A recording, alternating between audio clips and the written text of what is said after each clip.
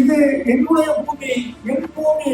இங்க இருக்கிற மக்கள் தான் என் மக்கள். இங்க இருக்கிற அத்தனை பேரும் என் மக்கள், என்னோடு இருப்பவர்கள். எனக்கு ஆயுள் இருக்கிறவரை நான் உங்களோடு இருப்பேன், உங்களுக்கு ஆயுள் இருக்கிறவரை நீங்களும் என்னோடு இருக்க வேண்டும் என்று கேட்டுக்கொண்டு நாம் எல்லோரும் இணைந்து இருந்த நம்முடைய சூழ்நிலையை மேம்படுத்துவோம். அதுவும் நம்முடைய தளபதி காலத்தில் இன்னும் மேம்படுத்துவோம்.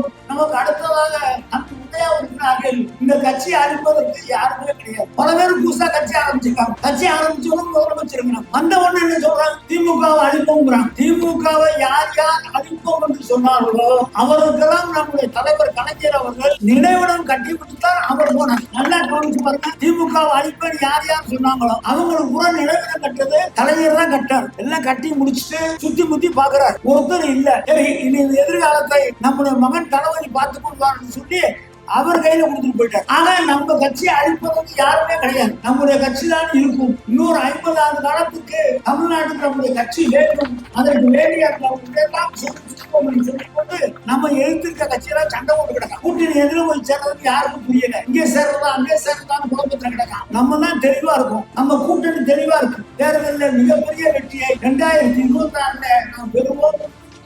இது அருப்புக்கோட்டையா அல்லது KKSS கோட்டையா?